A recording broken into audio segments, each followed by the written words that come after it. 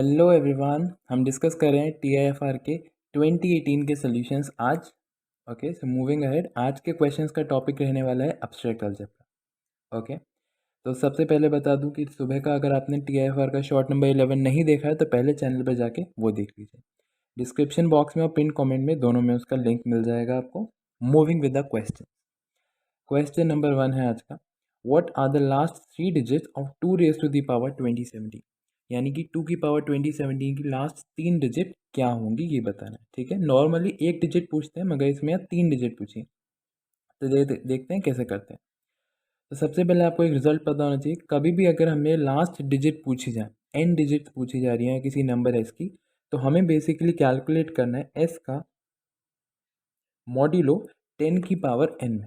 ठीक है, वो हमें लास्ट एन डिजिट दे देगा। दूसरा रिजल्ट है, अगर एम और एन पॉजिटिव इंटीजर्स हैं और एम जो है वो ए बी और एन तीनों में कॉमन आ रहा है, यानी कि M A congruent to M B mod N है, तो this is if and only if हम एम कैंसिल कर सकते हैं और A congruent to B mod N लिख सकते हैं। और सिमिलरली अगर A congruent to B mod N है तो हम किसी पॉजिटिव इंटीजर एम से तीनों से मल्टीप्लाई कर सकते हैं, वो भी कॉन्ग्रुएंट होंगे। ठीक है, और तीसरा यूलर्स थ्योरम, जो हम सब जानते हैं कि अगर ए और एन पॉजिटिव इंटीजर्स हैं, उनका जीसीडी अगर 1 है यानी वो को प्राइम है, तो ए की पावर फाई एन 1 के कॉन्ग्रुएंट होगा मॉड्यूलो एन में, जहाँ फाई एन होता है यूलर्स टोशियन फंक्शन। ठीक है, तो ये तीनों रिजल्ट है, बहुत ईजी से और हमें पता ही है, इनको हम यूज़ करने वाले हैं क्वेश्चन में। तो फर्स्ट से, क्योंकि हमें लास्ट 3 डिजिट निकालनी है, तो हमें कैलकुलेट करना है 2 की पावर 2017 मॉड्यूलो 10 की पावर 3 यानी 1000। दूसरा, हम क्या करते हैं, 2 की पावर यूलर्स थ्योरम लगाते हैं। ठीक है, और मॉड्यूलो में लेते हैं 125। अब ये 125 क्यों ले रहे हैं वो भी आगे पता चलेगा। ठीक है, तो यूलर्स थ्योरम से 2 और 125 का जीसीडी 1 है, तो 2 की पावर 5 125 1 के कॉन्ग्रुएंट हो जाएगा।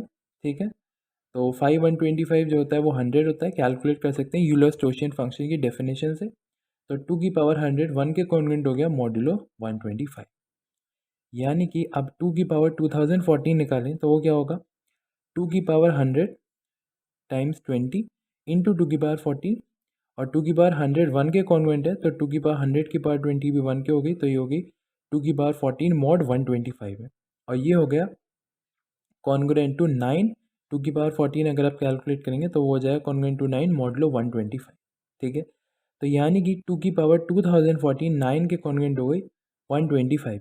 अब हमने 125 में क्यों कैलकुलेट किया वो देखते हैं, क्योंकि हमें लगाना था सेकंड रिजल्ट। अब हमने क्या किया, तीनों में 8 से मल्टीप्लाई कर दी, यानी 2 पावर 3, तो ये बन गया 2 पावर 17 2017, ये हो गया 2 पावर 3 इंटू 9, और ये हो गया 2 पावर 3 इंटू 120।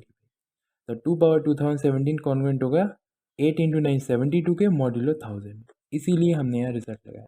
क्योंकि अगर हम डायरेक्टली देखते तो क्योंकि 2 और 1000 का जीसीडी 1 नहीं है, तो हम यूलर्स थ्योरम नहीं लगा सकते थे और फिर हमारे लिए ये कैलकुलेट करना मुश्किल होता।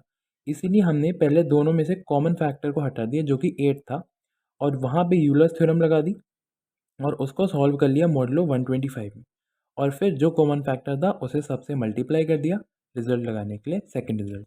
तो इसीलिए हमारा करेक्ट ऑप्शन है ए 072, ये लास्ट 3 डिजिट हो गए।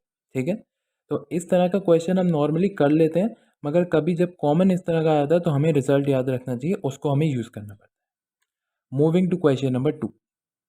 क्वेश्चन है, number of rings of order 4 up to isomorphism, यानी आइसोमॉर्फिज्म तक ऑर्डर 4 की कितनी रिंग्स होंगी ये बताना है हम पे, 1 2 3 या फिर 4। अब ये क्वेश्चन रिपीटेड क्वेश्चन है, ये सीएमआई में भी क्वेश्चन आ चुका है। ठीक है, अगर आपने लेक्चर्स देखे होंगे मेरे सीएमआई के, तो वहाँ पे भी मैंने डिस्कस करा हुआ है। यहाँ देखते हैं, तो सबसे पहले हम 4 रिंग कंसिडर करते हैं।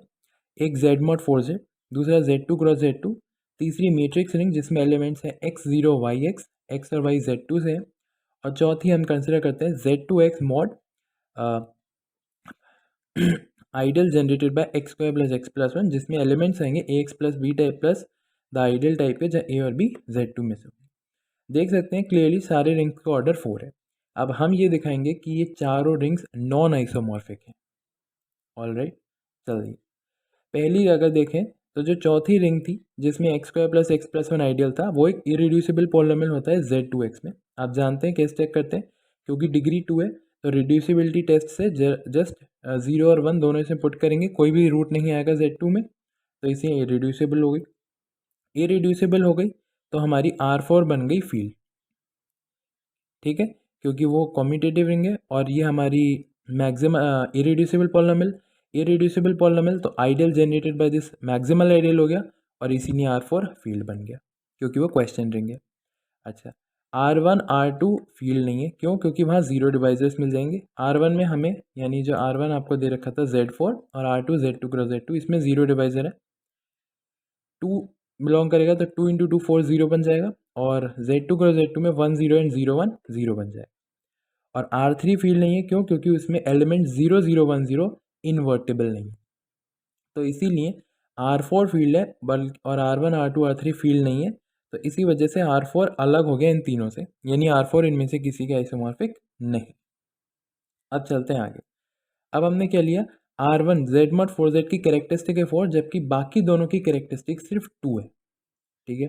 तो क्लियरली R1 भी अलग हो गया, आइसोमॉर्फिक नहीं हुआ R2 और R3, तो दो रिंग अलग होंगी R1 और R4।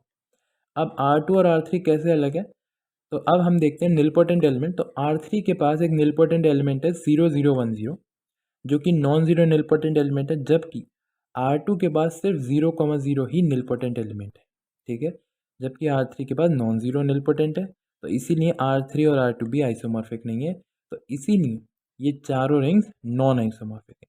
तो हमें चार नॉन आइसोमॉर्फिक रिंग मिल गई। हमसे बोला है कितनी अप टू आइसोमॉर्फिज्म होंगी, एक भी नहीं होगी, दो भी नहीं होगी, तीन में चार होंगी, तो इसलिए ऑप्शन 4 करेक्ट ऑप्शन। ऑलराइट, तो ये बहुत इंपॉर्टेंट एग्जाम्पल है। ऑर्डर 4 के ऊपर काफ़ी बार पूछ लिया जाता है कि कितनी आइसोमॉर्फिज्म्स में रिंग हैं। Moving to the question number 3।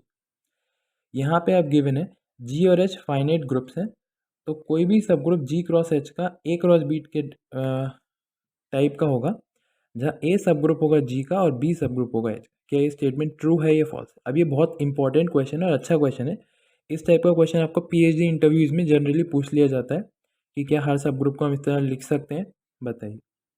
तो यहाँ पे एक बहुत इंपॉर्टेंट रिजल्ट आपको पता होना चाहिए कि अगर ऐसे फाइनाइट ग्रुप्स आपको गिवन है, अगर उनका जो ऑर्डर्स है उनका GCD 1 है, ठीक है, यानी उनके ऑर्डर्स रिस्पेक्टिवली कोप्राइम हैं, तो हर सब ग्रुप G क्रॉस H का A क्रॉस B के टाइप का होगा, जहाँ A का सब ग्रुप होगा और B H का। अगर GCD वाली कंडीशन है, ये if and only if condition है। हर सब ग्रुप इस टाइप का है, मतलब GCD 1 है, और GCD 1 है तो हर सब ग्रुप इसी टाइप का होगा। अब हमारे क्वेश्चन में GCD 1 नहीं गिवन, तो इसलिए हम काउंटर एग्जाम्पल लेंगे। हमने क्या लिया, G और H को Z3 ले लिया, जिसके पास Z3 और सिंगलटन जीरो ही ओनली सब ग्रुप होंगे Z3 के पास, और हमने ले लिया G क्रॉस H का एक सब ग्रुप 1 1 से जनरेटेड, जिसमें एलिमेंट आएंगे 0 0 1 1 एंड 2 2। ये क्लियरली सब ग्रुप होगा G क्रॉस H का, मगर ये A क्रॉस B के टाइप का नहीं होगा, जहाँ A G का सब ग्रुप है, B H का सब ग्रुप है। आप चेक कर सकते हैं, क्योंकि ना ये Z3 क्रॉस 0 है, ना 0 क्रॉस Z3 है, ना Z3 क्रॉस Z3 है, उनमें से किसी भी टाइप का नहीं है ये, तो इसीलिए हमें कॉन्ट्रडिक्शन मिल गया। ये काउंटर एग्जाम्पल, क्योंकि यहाँ GCD 1 नहीं हो रहा, ठीक है, तो इसलिए हमारा गिवन स्टेटमेंट जो था वो एक फॉल्स स्टेटमेंट है। अगर यहाँ GCD 1 गिवन होता है इनके रेस्पेक्टिव ऑर्डर्स का, तो ये स्टेटमेंट ट्रू होता। Alright, so we move to the end of this section. आपने अभी का शॉर्ट नहीं देखा है जो आज सुबह आया था, तो पहले वो देख लीजिए। अगर देख लिया है तो आंसर देख लेते हैं। उसका करेक्ट आंसर है ऑप्शन सी 6। एक्सप्लेनेशन बहुत ईजी सा एक्सप्लेनेशन है। तो जो 2 की पावर्स हैं, अगर आप उन्हें फॉलो करेंगे तो 2 की पावर्स एक पैटर्न फॉलो करती हैं। लास्ट डिजिट में वो होती हैं 2 4 8 6, और यही पैटर्न बार बार रिपीट होता है लास्ट डिजिट में 2 4 8 6 एंड सो। अब क्योंकि 80 जो है वो 4 का मल्टीपल है, तो इसलिए लास्ट डिजिट जो होगी वो यही होगी 6 वाली, तो इसलिए ऑप्शन सी करेक्ट, क्योंकि हमें 2 रेज़ पर 80 का लास्ट डिजिट पूछा, तो इसलिए option C correct option. Alright, तो थैंक यू वेरी मच। अगर वीडियो पसंद आई हो तो लाइक कीजिएगा, शेयर कीजिएगा और चैनल को सब्सक्राइब कीजिएगा क्रैक इट। Thank you.